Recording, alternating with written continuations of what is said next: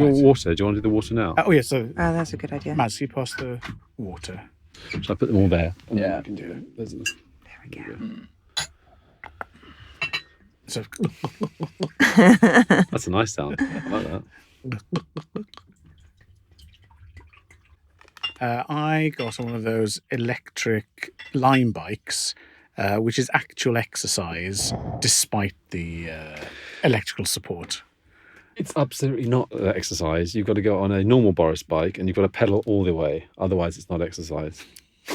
I find those bikes very scary, with very little control over what happens when you apply the power. As soon as that pedal goes. I love those bikes because whenever you visit a new city, that's the way to discover the city. That's absolutely the way. Yeah, right. Electric or not electric, though? That's the question. Electrical. It has to be electric. Yeah. Come on, you guys.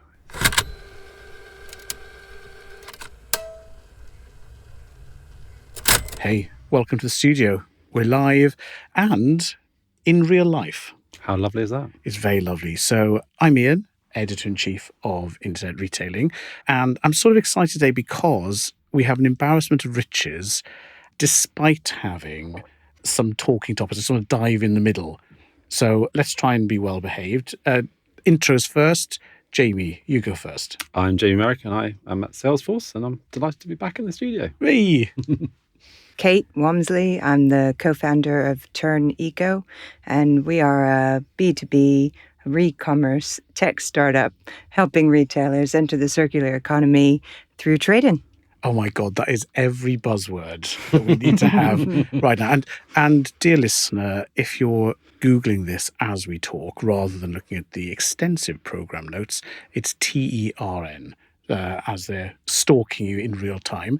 But our fourth guest, hello. Hello, my name is Mats Nilsson. I'm the managing director of Polarn and Pyret, And UK just say and that one more Ireland. time because it's so lovely. Polarn O Pyret. Polarn P.O.P. Pyret. Or P.O.P. So P.O.P. for short. from now on, we'll call it P.O.P. Yes, But, please do. before we go any further, just tell everyone a bit about P.O.P. because I've seen it, but others may not have done so. Yeah, so Polarn and Pyret, or P.O.P., is a very famous Swedish children's wear brand. It's been around since 1976.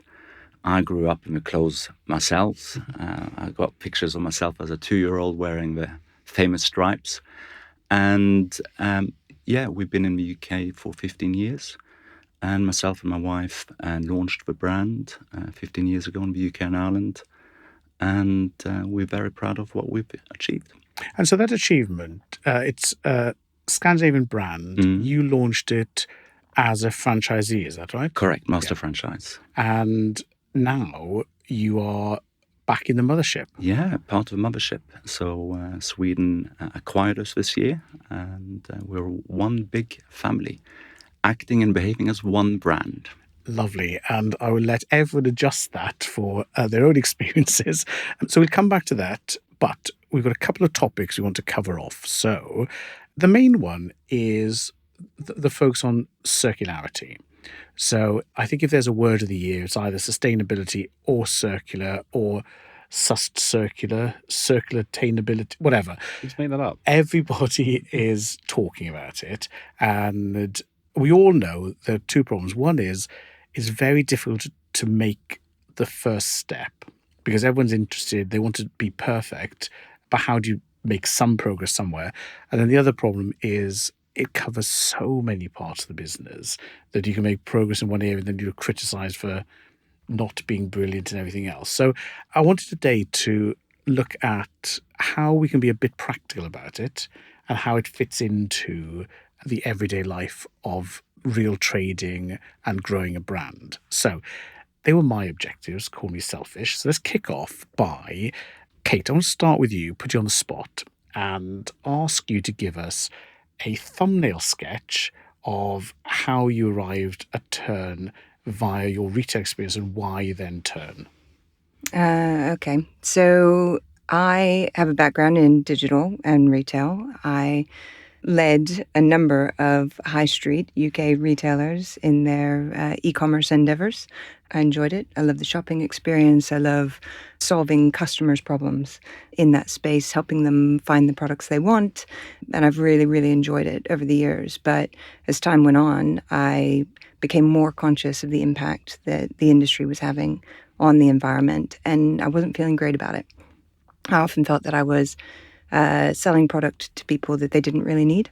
And I found myself in a position 2019-ish where I was coming out of a contract, and I had an opportunity to just think about what I could do next and how I could use my skills in a different way. And my now co-founder, Zoe Rouswell, who worked with me at Topshop for a number of years, she was in a similar position. And we'd been talking a lot about how we could do something a little bit different and how it could be more meaningful. And we were also witnessing the rise of resale and re-commerce and thinking, oh, maybe this marketplace thing, that's something we could do. And again, when we first got into e-commerce, no one was doing that particularly well. And now looking at re-commerce, we thought no one's really doing that particularly well either, even though it's experiencing this explosive growth and it's really fantastic and really fun. Surely we could do it better.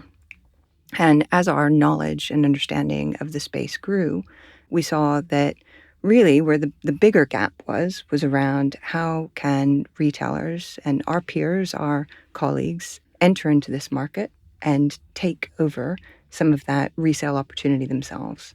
It was something that we felt quite passionately that they would need to be able to do with the growth in the space, with the demand from their own customer base, and recognizing that the current solutions that were out there were predominantly around outsourcing product to... Well, they're outsourcing and operational.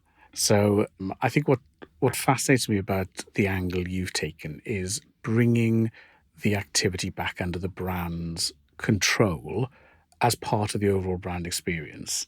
So, my kids, I basically stopped buying them clothes because they got everything off Depop. But you're dependent upon then the customers providing the stock into Depop for the other customers to buy. And this move now towards the brands having more of a grip on it is a bit like when they move to the web or when they move to marketplaces. So I think your analogy is absolutely spot on.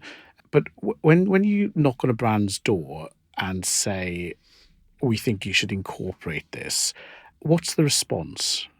So I think for most brands still, there is a sense that it is too hard, often. In the same way that doing anything new is hard. Change is hard. So it's always easier to do nothing and wait or try to find a way to outsource the problem to someone else. And then occasionally you find a brand like P.O.P. where they recognize that it's going to be hard, but they also see just how important it is. And then it's a really easy conversation.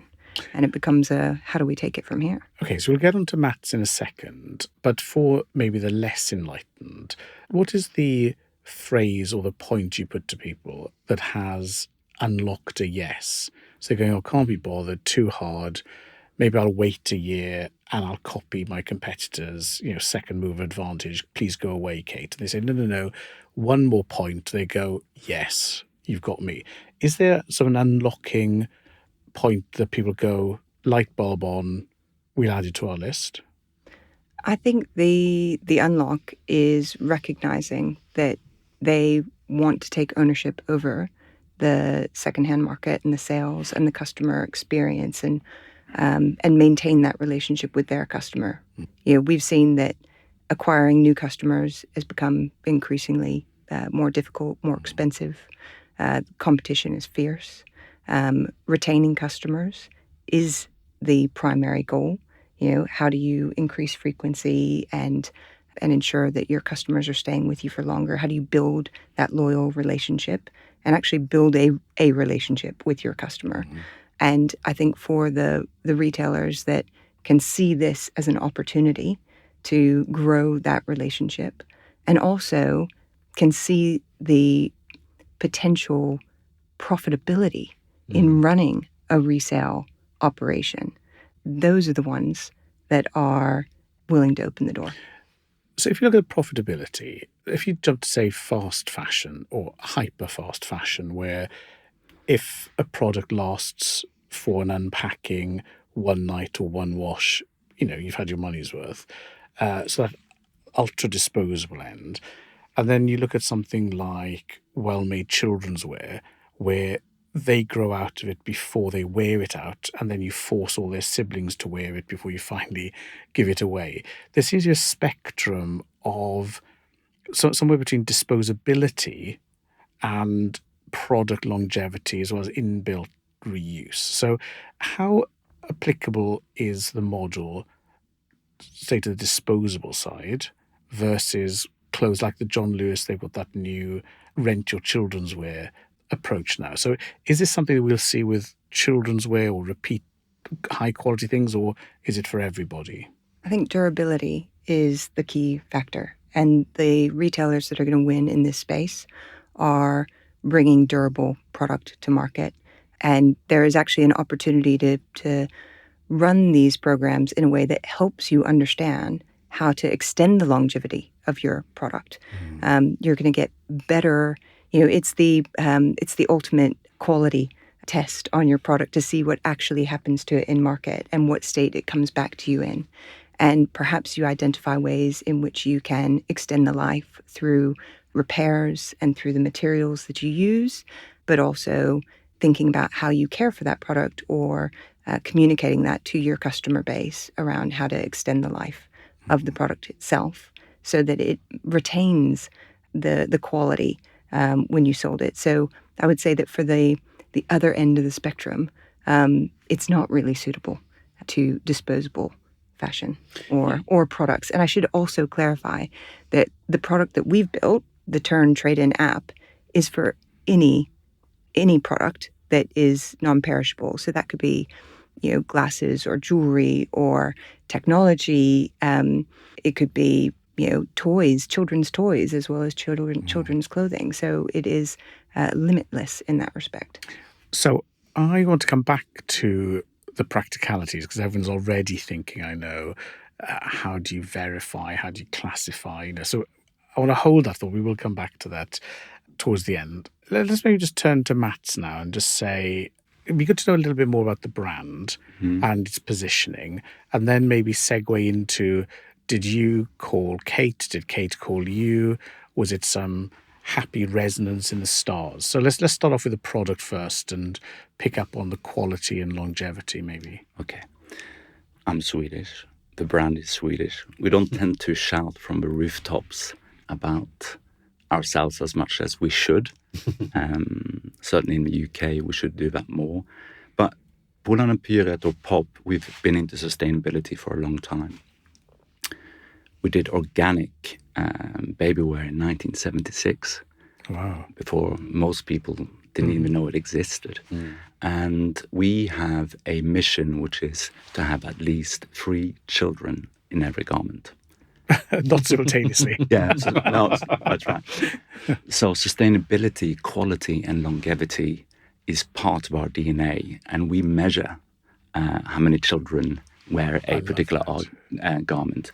And that's why we have a strong unisex heritage, as an example, because it really helps passing down one clothes from brother to sister. Yeah. So it has always been in our DNA. And the team in Sweden have done a fantastic job.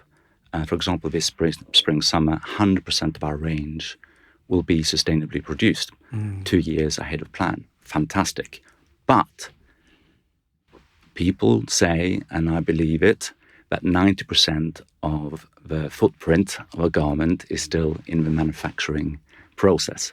So if we should be true to our DNA, we actually need to reduce production of new clothes. And the way we can do that is by leveraging the fact that our clothes are of such a high quality anyway. There is a second-hand market for it. And by the way, that's now, 10% of sales is now second-hand. Is that correct? Yeah. And it's growing exponentially. So we believe that, we've got the I believe, the most fantastic quality children's wear. It's designed to last more than 1, 2, or 3 kids. Let's use second-hand as an opportunity and a trend to perhaps increase that to 4 or 5 kids per garment. And by doing that, sell disproportionately less clothes, but somehow grow market share at the same time. When it comes to designing the clothes, if that's going to happen, you've presumably got to design more classic stuff than on trend. I know it's weird talking about on trend for children, but it doesn't exist. But you know what I mean? Yeah. Stuff that's sort of, of the moment. So, I guess that's part of what your style, because you talked about when you were wearing the thing when you were 2 years old with the classic. So you still have that, I presume. So do you have to be careful about how you then design the range so that it does have longevity in that sense? Yeah, we don't have, we're not a high-end fashion brand, and kidswear, look, you need good quality jeans, a nice Yeah, but I print. used to wear some maroon cords when I was back in the day, and so I don't think I don't see any youngsters wearing those these days. No, but I think it's coming back. But isn't the definition of being a child is that you still wear what your parents make you wear? Yes. So my daughters are threatening to sue me for therapy costs because they're twins, so I just put them in the same clothes but different colour to tell them apart, and apparently that's not the right thing to have done and it's all my fault. So I knew they were no longer my children when you couldn't take them to Bowden and just buy everything in the sale and force them to wear it. It was, no, we want to pick our own clothes. So if you've got those classics and you are building them to go to 4 or 5 children, what changes need to be made? So I'm imagining now that the name label on the inside has got 5 slots rather than 1. Are there other things you look at as you go from 1 use to 5 uses? You should really speak to our wonderful product team now, but I know the lengths they go to even just selecting the right quality cotton is a major exercise, because you want the longest fibers possible in cotton, because when you do that, it lasts for longer. You can wash it in 60 degrees if you want to or need to, and it doesn't shrink or twist. The colors don't fade. So the attention to detail the product team goes to is just phenomenal. Do you do adult sizes? We do have a small range. Excellent. Yeah, onesie for you somewhere. We know those usual arguments about, Ian, you've turned everything pink again, or something. Now, before we get to practicalities, we didn't ask you about how you got into this. So we've just launched in at P.O.P, and there you are. But were you someone doting dad and thought, I need to now found a children's wear company to clothe my kids, or were you something else? And then, so I went to university in England, met my dear wife at university, and I didn't want to go home.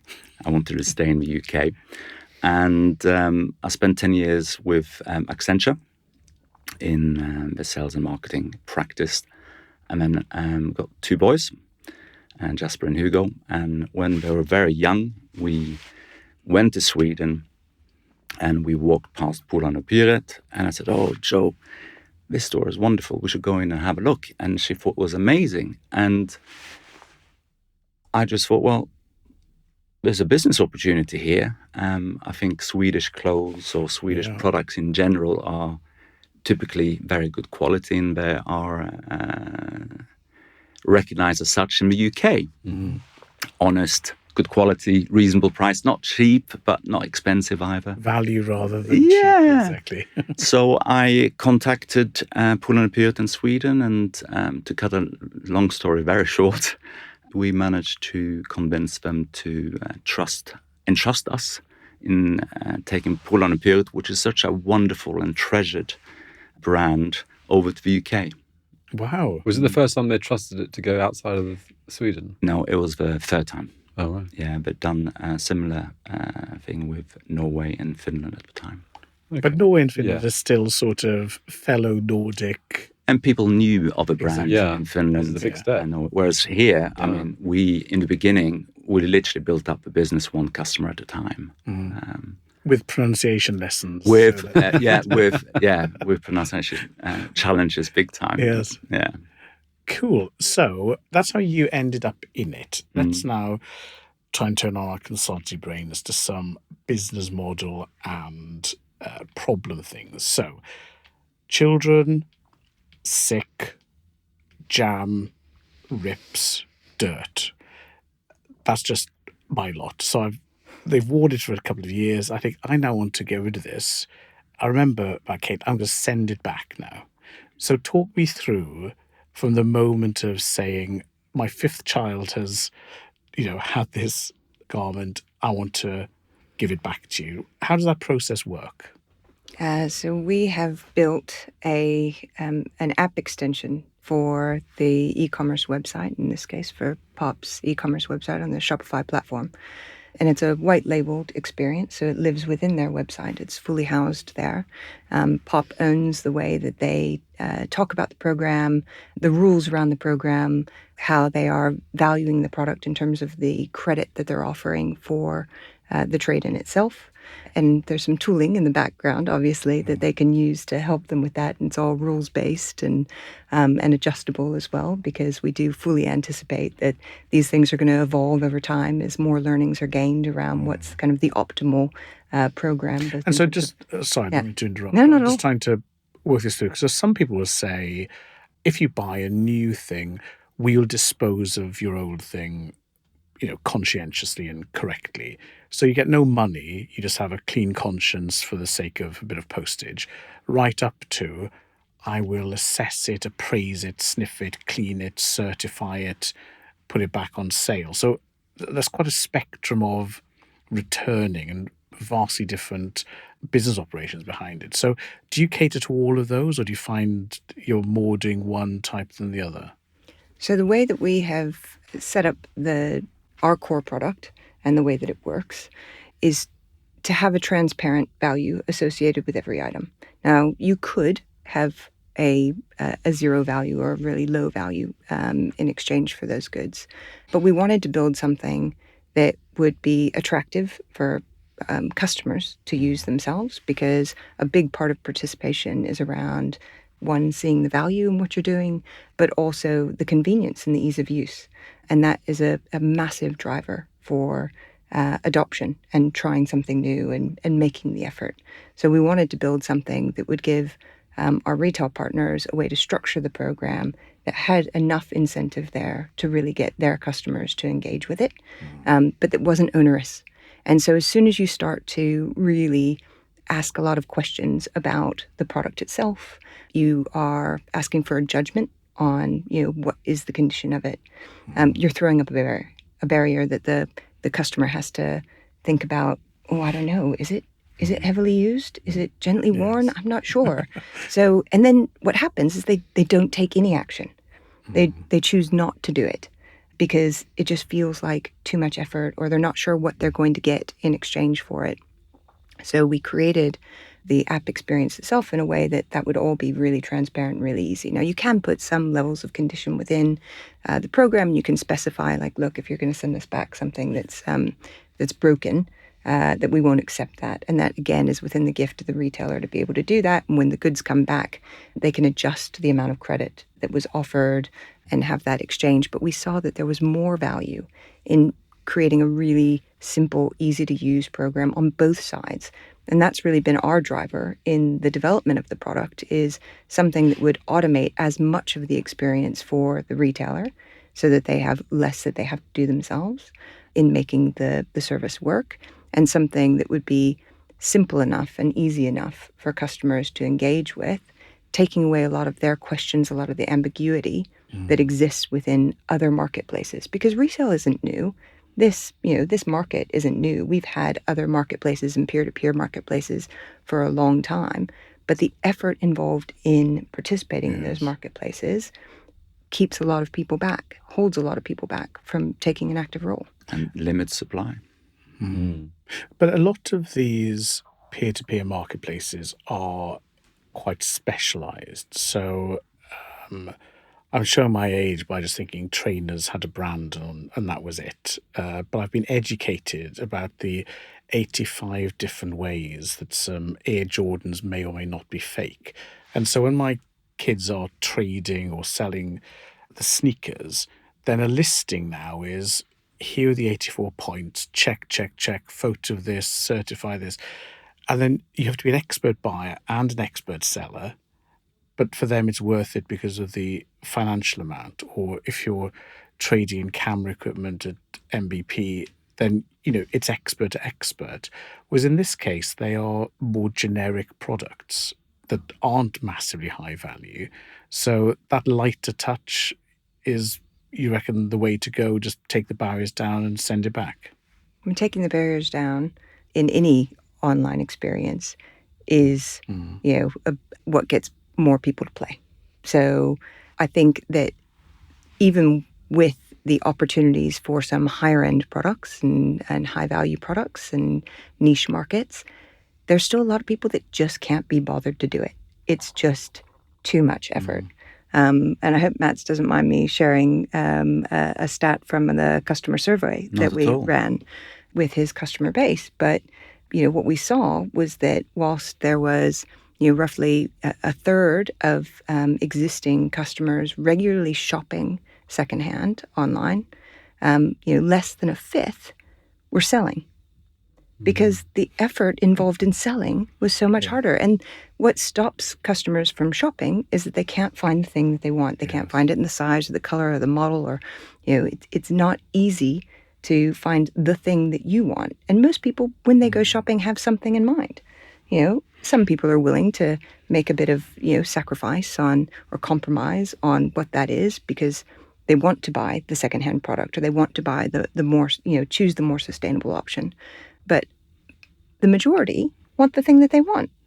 And so being able to create an offer and a destination for that product where there is going to be more depth of choice is a really exciting proposition that changes the game in resale. Interesting. I think it's right, because I see there's people on my social media feeds that say, who you are always advertising children's clothes and all that sort of stuff. And I just think it's a very sort of too simplistic way of doing it. Is there anyone out there who might fancy this, as opposed to putting it into a brand like yours, P.O.P, whereby you've got people there who love that kind of thing and want to do it? So I guess the brand spin-off, I mean, it's obvious you get the benefit of, well, aren't we doing a great thing for the world type thing? I mean, I guess that's pretty obvious, but there must be some other sort of real benefits that brands see from doing this, not just financial, but sort of general glow about the brand. Is that right? I don't know. I mean, I'm just trying to think what they might be. Yeah, I mean, for us, it's we're still business people, right? Right. This is where he says, no, it isn't. Yeah, exactly. No, but $1 million.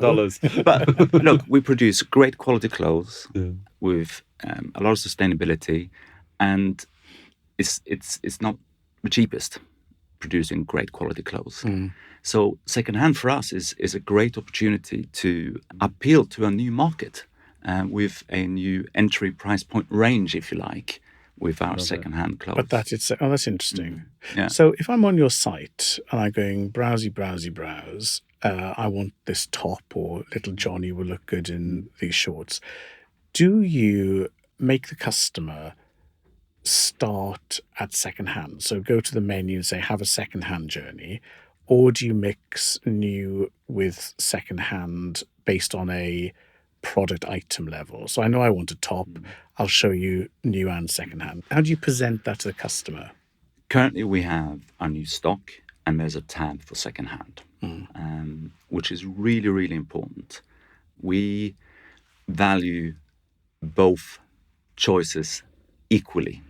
We don't try to steer customers to the new stock or the second-hand stock. That's very important to us. We haven't started to mix it. I think that would perhaps confuse it somewhat. But I think the key thing for us is that we're selling new and second-hand clothes on the same website. So if you're, we're all captives of our own browsing history, but if you're on, say, certain electronic stores, or, like guitar amps and sound recording, then you're looking at something thinking, oh, I really want this lovely piece of German audio engineering. And underneath the price, it'll say, we also have B stock, or we also have X display. And then you click and then you go and see the same product but with a thumbprint on it or something. So I think there's a developing language around a hierarchy of newness, freshness, usedness and so on. But you said with classic understatement that you are indifferent to which path they choose. So does that mean you've managed to get a pricing point where you make an equivalent margin on both, or were you just saying nice words, but really you want them to buy the new? No, it's really important that if we're going to stay true to this, we want to sell disproportionately less new clothes. So we believe, look, we're quite new. We've just started. We don't have 1 or 2 years of experience behind us. We're still resolving some challenges in the background because it's much more successful than we thought it was going to be. But we believe it'll have parity with new clothes sales. Yeah. That's very interesting. Yeah. Now, you said you had a few problems. Let's talk about the operational side. It's all sounding just too smooth and easy so far. Both of you are looking happy. It's been a success. I mean, come on. What was the hardest thing to overcome? So if let's say Jamie and I run out now and we ring up the Salesforce tech team and say, let's copy it. What's the hard thing that no one thinks is hard until it hits you? They're not going to tell us now, are they? No, they will. Okay, all right. And let's just be clear, we will one day have a Tern trade-in app ready for Salesforce. Lovely. So There you go. Yeah. You heard Just it for the here record here. Thank you. Yeah. Well, I mean, with all of these, the technology is a small part. You know, what you're really doing is a massive operational and integration part. So I'm thinking if I'm a customer, then I might have ordered something. I might have a return label for new. I might be sending you back secondhand. Are they different packages? Does it merge in and out? Different customers? So anyway, instead of me making it up, what was the hard stuff to overcome? Well, starting from the very beginning, we knew we needed a partner that would work with P.O.P. They'd already actually started a very kind of small-scale version of the program itself before they were working with us. And so really partnering with us was around how they could scale the program, extend it out to the full range, and make everything eligible for trade-in. And they weren't exactly sure how they were going to do that. And so they have a long-standing relationship with Clipper. Clipper has been their e-commerce fulfillment partner for 10 years, 10 years now. Yeah. Not called GXO, by the way. Oh, sorry. Yeah, GXO. And so the team at GXO, we went to them together jointly to present what it was that we were trying to do and what we wanted to do. And they were already running some refurbishment for P.O.P. and doing a bit of gentle repairs. And P.O.P. has a free repairs program on the product already. Of course they do.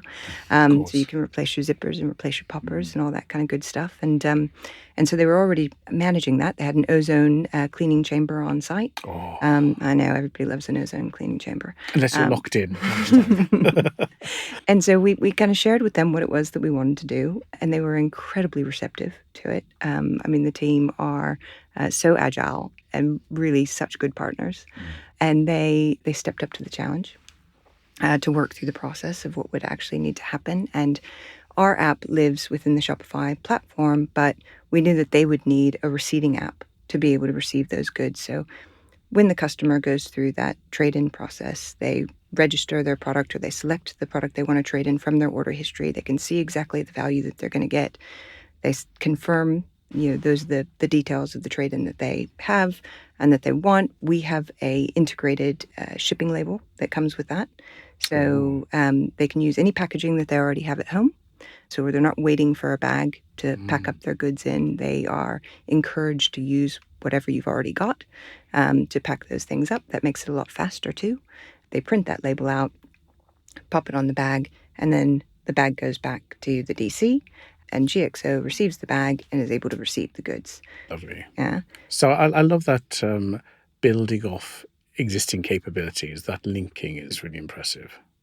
Well, and the really exciting thing here as well is that because P.O.P. is selling new alongside secondhand, the e-commerce fulfillment is also one package as well. So, and customers are shopping both at the same time. There aren't secondhand only and new only. There are some baskets that look like that, but there are a lot of mixed baskets as well. Fantastic. Where can you do that? Yeah.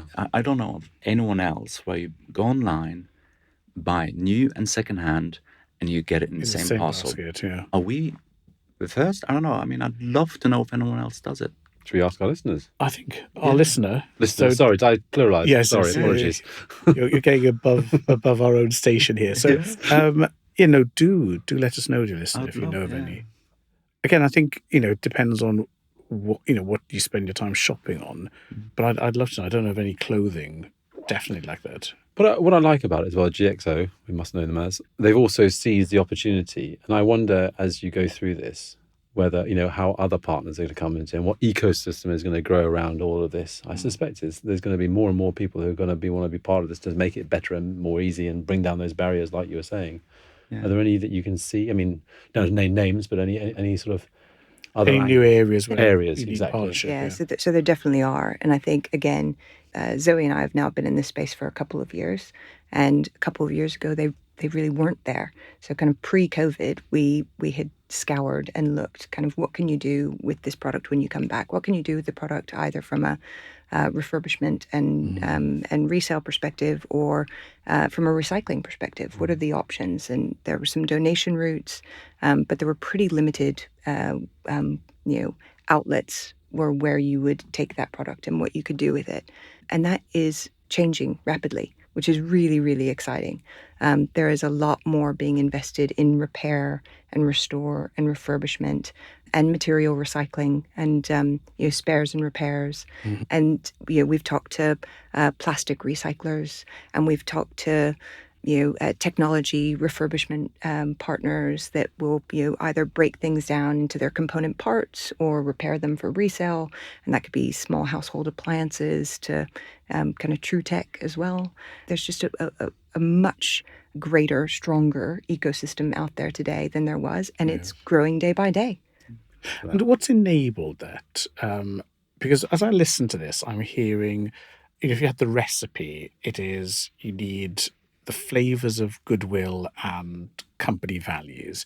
You need product quality, a little bit of marketing, tech, and operations at the front end, and then this massive wodge of everything in retail that everybody does everywhere to work together. So it's as if the bulk of it is sort of retooling retail to be not just a trebuchet of stuff being catapulted out to customers, but this back and forth lifelong activity, and that's a major undertaking.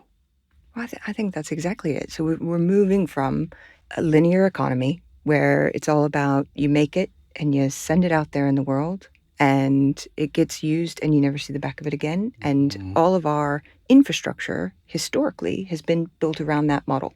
It hasn't been built to be circular, but actually taking that step forward when you realize that you can evolve what's already in place. So we're not trying to create from scratch. We are taking the component parts that already exist today, making some adjustments to those things. And again, as we said, that doesn't mean it's easy. There are definitely, hurdles to climb, or mountains to climb, or hurdles to jump, something like that. That'll do. Yeah. Hurdles on the mountains. Oh, that's something. But it's doable. It's absolutely within the realm of possibility. And then when you start to see the value that it can create and the value it can capture and how much wastage there is in the existing model, and then you combine that with what's happening in the economy right now, the demand for resale and more sustainable products in the marketplace overall, the legislation that's coming through as well with extended producer rights. And I was just thinking, nobody really talk about legislation. Everybody's looking, quite hangdog, but everyone's eyes lit up saying legislation is going to drive progress. So that's good. It has to. We need it. So, lovely positivity. And what's odd is that we're dealing on the one hand with all of the everythings of the retail value chain, but yet, Mats, on your side, this is one element within your overall brand story engagement. So where do you see this going? You've got secondhand now. That's going to find its balance in your mix. What's the brand looking at for the coming years now that you're part of the mothership and looking to move this on? What's next for you? Well, perhaps we should become a little bit less Swedish in the UK and communicate more strongly what we stand for as a brand and what we've achieved, because You're still Swedish because you started the sentence with perhaps. yeah, perhaps. Because I'm so proud of what we've achieved and what we are building now. And I'd love for more people to be aware of it, because I think we all have a responsibility now as consumers, and we should be made aware of what is out there and what is available and what is good. Well, Jamie and I will be checking out the striped adult romper suits later, and our listener, I'm sure, will be checking it out. So great, good luck with that. And Kate, what's next for you now that you've started on this enormous journey? What are the next steps for you? Well, we have a couple more retailers joining us in the next couple of months. Not as lovely as P.O.P, though. Yeah, well, it's a high bar, that's for sure. A high hurdle on the mountain. And again, I mean, P.O.P have been the most fantastic partner. So we have really, we've really benefited from their willingness to experiment and trial and test and just the whole approach. But we do have a few more retailers coming on board with us shortly, which is really exciting, and outside of the UK as well. So we've got some global expansion moving into America. And got to break America. Yeah. Always big in America. Yeah, that's it. And so, I think those are the kind of, the immediate next steps. And then we've got lots of development plans and things that we want to do with the experience itself. And obviously, further down the road, extending onto additional platforms and making ourselves as accessible and available to as many retailers as possible, because we want everybody to do this. Ian, I think just make a note for our diaries to come back to this subject, because I think this is a developing area, and I think we want to hear those two brands because they've tempted us now and told us it's America, so we all know that. But also, I guess there's going to be a question around data and what you do with that, and how that all plays into it, and the operational side, the partnership ecosystem. Yeah. Now, if we had diaries, I would make a note. So I think we'll definitely come back to it. But for now, just a really big thank you. So it's the positivity in the room is just remarkable. You can taste it. Yes. And it's been lovely hearing the brand story and direction, as well as, Kate, all these threads you pulled together and, talk about something being right for the times and the future. You're spot on there. What I'll do is, in case our listener is driving or operating heavy machinery right now, in the program notes, I'll put a link to the website and to some of the information we've covered. And I know, Kate, you've just done an interview with Emma Herod, our executive editor, which is coming out in the new sustainability report. So loads of things pointing that way. And Mads, if you're not already a case study, we'll have to get you in there as well. So that's great. Well, look, I think that's it then. We've scratched the surface and we've got a date in the diary for a follow-up. Thank you both very much. Thank you for having Kate, us. Thanks for going.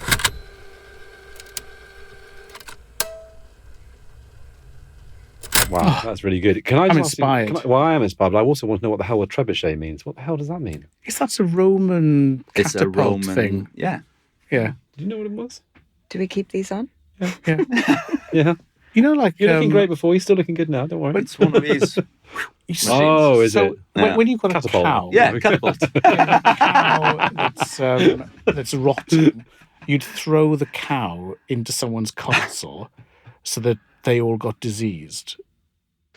Was that your reference? I didn't think it was, but there you go. You can trebuchet other things as well. You can trebuchet. Well, it sounded Trebuchet wonderful. goodness into it, But yeah. we wouldn't trebuchet a parcel. No. I think it lacks the postcode level accuracy.